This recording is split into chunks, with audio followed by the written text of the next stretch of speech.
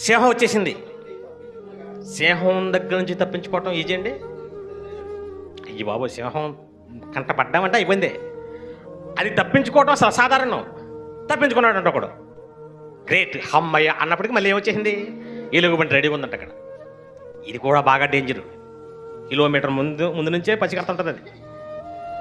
సింహం దగ్గర నుంచి తప్పించుకుంటే ఎలుగుబంటి వచ్చేసింది. ఇప్పుడు ఎలుగుబంటి నుంచి కూడా తప్పించుకొని పరిగెత్తుకొని ఇంట్లోకి వెళ్ళిపోడంట. అమ్మాయి బతికిపోయాడు బాబు.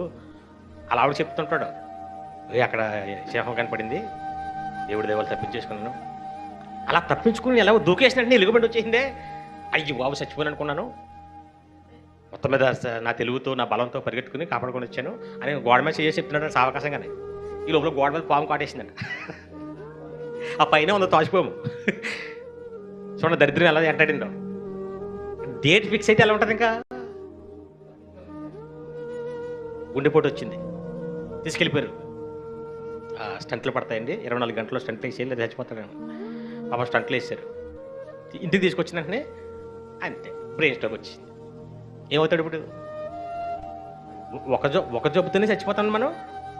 బాడీలో ఒక అవయవం లేదు, ఎన్ని ఉన్నాయి, చాలా ఉన్నాయి. కిడ్నీలు ఫెయిల్ అయినా పోతాం, గుండె పోయినా పోతాం, బ్రెయిన్ పోయినా పోతాం, లివర్ పోయినా పోతాం. మరణం అనేది ఫిక్స్ అయిందంటే ఇక్కడ నువ్వు తప్పించుకోలేవు. వెంటాడి వెంటాడి చంపుతుంది. ఆ దినం అకస్మాత్తుగా నువ్వు ఎంత డబ్బు ఖర్చు పెట్టు, ఎన్ని హాస్పిటల్కి వెళ్ళు, ఎవడేం చేయలేడు.